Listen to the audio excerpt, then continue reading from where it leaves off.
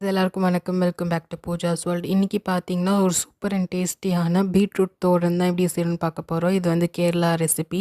இது என்னோட ஸ்டைல்ல எப்படி செய்யலான்னு பார்க்கலாம் வாங்க.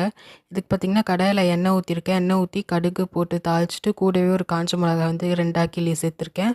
பீட்ரூட் வந்து பொடியா நான் வந்து கட் பண்ணி எடுத்து வச்சிருக்கேன். நீங்க கிரேட்டர்ல போட்டு திருவாம இந்த மாரி நைஃபால பொடியா கொஞ்சம் கட் பண்ணி எடுத்துக்கோங்க. அப்பதான் இந்த டிஷ்ஷுக்கு டேஸ்ட் நல்லாயிருக்கும்.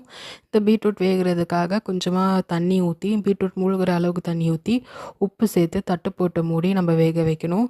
இதுக்கு பார்த்திங்கன்னா ஒரு மசாலா மாதிரி நம்ம அரைக்க வேண்டியது இருக்குது. அது என்னன்னு பார்த்தீங்கன்னா, தேங்காய் வந்து ஒரு அரை மூடி எடுத்திருக்கேன். அது கூட சீரகம் வந்து 1 டேபிள் ஸ்பூன் ஆட் பண்ணியிருக்கேன்.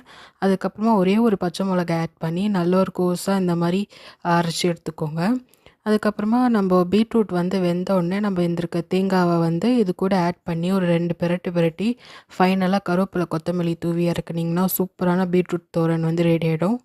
இந்த டிஷ்